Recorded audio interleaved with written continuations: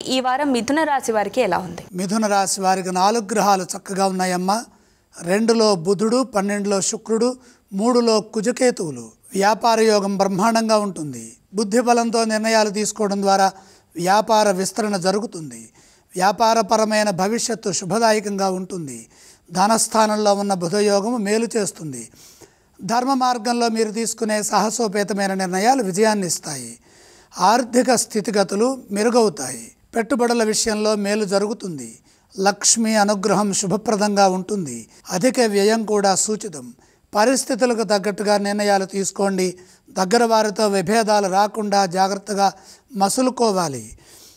ఆత్మవిశ్వాసంతో ముందుకు సాగడం ద్వారా అవరోధాలని అవలీలగా అధిగమిస్తారు. బాధ్యతాయుతమైన ప్రవర్తన ఉద్యోగంలో మేలు చేకూరుస్తుంది. పెద్దల నుండి గుర్తింపు లభిస్తుంది. అందరివాడిగా పేరు తెచ్చుకుంటారు.